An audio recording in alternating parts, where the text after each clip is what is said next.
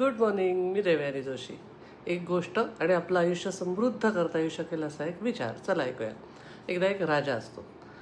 त्याला अशा ना मौल्यवान वस्तू जमा करायची खूप हौस असते. क्रेझी असतो तो पण अशा गोष्टीतल्या राजासारखा.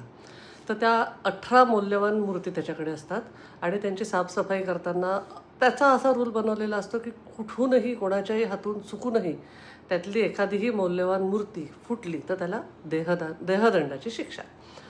आता साहजिकच एकदा एका त्याच्या इथल्या साखराच्या हातून साफसफाई करताना मेंटेनन्स करताना त्यातली एक मूर्ती फुटते. राजा त्याला देहदंडाची शिक्षा ठोठावतो. तेवढ्यात तिकडनं राजाच्या महालात राजाचे गुरु येत असतात. ते विचारतात काय झालं. तर राजा सांगतो की माझ्या इथला असा दंडक आहे.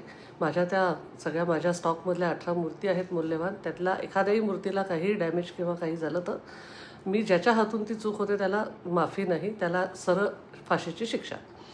तर ते गुरु म्हणतात दाखवतो का मला त्या मूर्ती. तर राजा म्हणतो चला. त्याला खूप आनंद होतो. तो अगदी कौतुकाने त्या गुरूंना घेऊन जातो ते जिथे मूर्ती ठेवल्या असतात तिथे.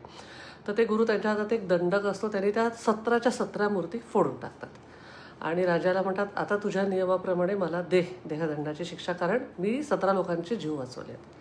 तर राजाला कसं एक्सप्रेस व्हावं कळतच नाही. ते तर शेवटी गुरु आहेत. ते म्हणतात अरे राजा, त्या नश्वर वस्तू त्या तशाही कधीतरी नष्ट होणार आहे. त्यांच्यासाठी तू माणसांचा कसं काय जीव देऊ शकतो.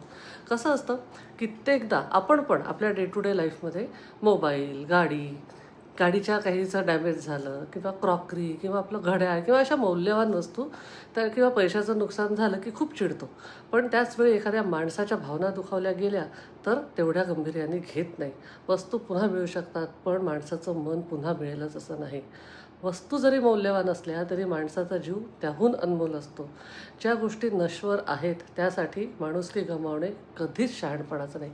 सिंपल छोटंसं मॉरल आहे. आणि मला जाता जाता अजून एक गोष्ट सांगायची आहे. मी नागपुरातच माझा जन्म झाला, नागपुरातच शिकले, नागपुरातच वाढले, लग्नही नागपुरातच झालं. Born and brought up in Nagpur. माझ्या सगळ्या गोष्टी ऐकल्यावर मला खूप लोकांचे पर्सनलवर मेसेज आले की मॅडम तुम्ही पुण्याच्या की मुंबईच्या. काही लोकांनी ओपनही विचारलं. एकांनी मला फोनवर सहज मॅडम हा तुमचा आवाज पुण्याचाच वाटतो, भाषा आणि आवाज. नागपूरचे लोक असेच बोलतात जशी मी बोलते. उगाच नागपूरच्या भाषेबद्दल सोशल मीडिया किंवा टी व्ही चॅनलवर जे काय अपप्रचार म्हणू शकतो तशी नागपूरची भाषा नाही आहे.